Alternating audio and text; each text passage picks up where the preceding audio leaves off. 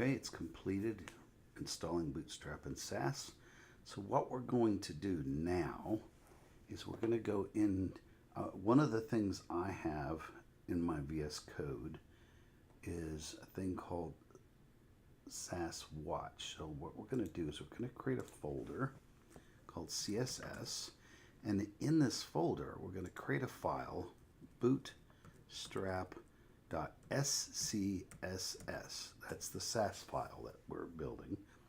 So now that we've got that, we're going to go to look for watch, and I have enough plugins that I don't see it down here. So what we do is Control Shift P, Sass.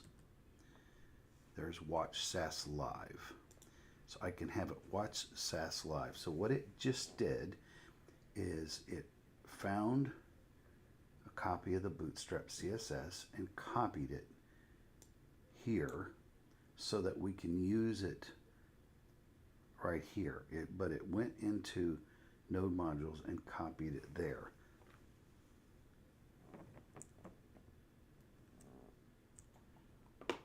Now what we're going to do is we're going to, first I'm going to put this in here.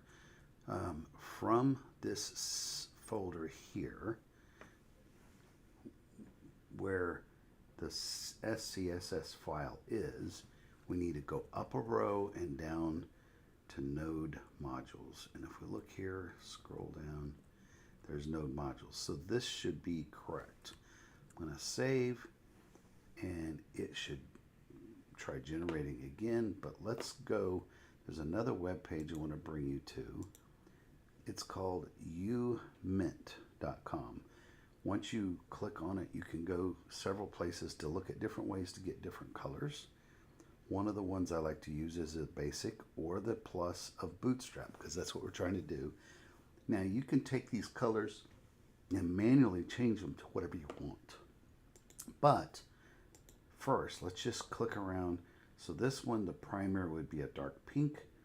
The secondary would be a light pink. So this is all the colors. Let's scroll down and look down. First of all of this is really able to give you an idea of what the site's going to look like, but you can copy this and then you can go back to the editor, paste this above the import,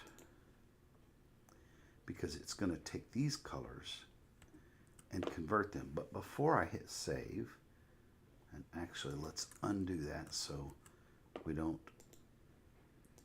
have it automatically saved. Let me hit refresh. So we see it's gray. We can try some other colors here in a minute. So let's just say we're pasting in these new colors. We're hitting save. It's detecting it regenerated. And actually it wouldn't matter now that I think about it, because we're not pointing yet at this particular CSS file. So when we did this, we did it in the header. So we want to go back to the header, and now instead of going to the CSS file that's built into, that's like the default one, we want to delete that, and we want to actually get rid of this so that we can actually point at the new CSS file we've created. So if we go from here, we can say we want to go up an extra row. We want to go into CSS, and we want to go to Bootstrap CSS. So now if I go back here and I hit Shift F5, so the link in the Sass is not found. So if we go to View Source and you look here and you click on it, you'll see it's not found. That's because from the root you don't need the extra dots, the extra dot. You want to start from the top level on this relative link. So let me hit refresh. Whoops, let me hit go back. Close this, and let's go back here and hit refresh. So now we have the colors. Obviously these colors are not the way I'd want. Not that pink's a problem, it's just this black text doesn't look good on the white, on the pink. It's just, it probably would need to be white. But let's now go back and try changing, let's say we're going to change this to a primary color, and maybe, let's see, maybe change the text to primary. Let's go back here, go to index. Let's close this. And this primary button, the add button up here, instead of secondary, we want it to be primary.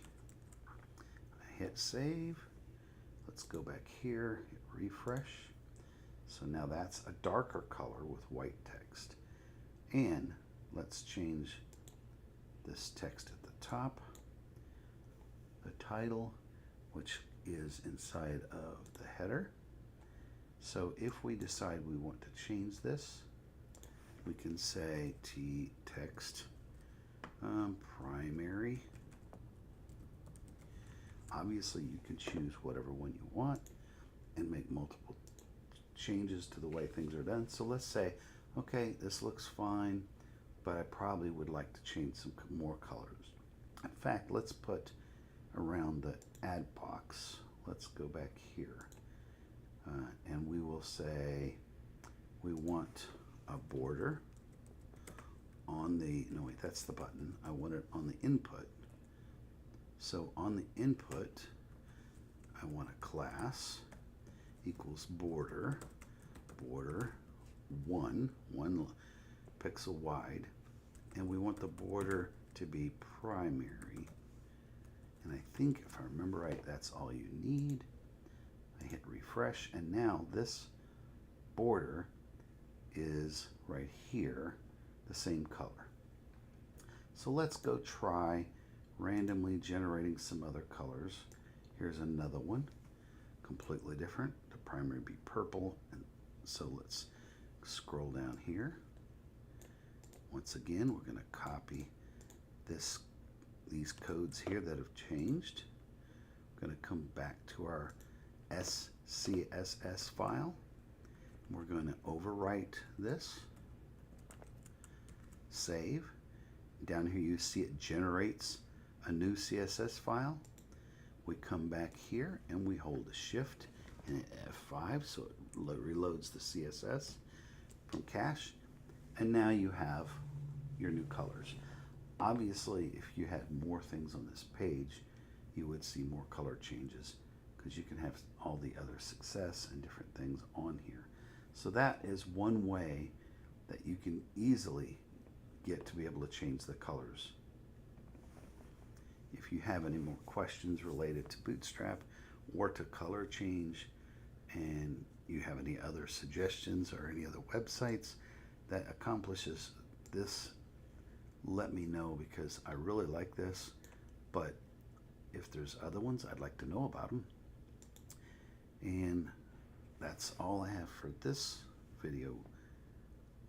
I will work on another one.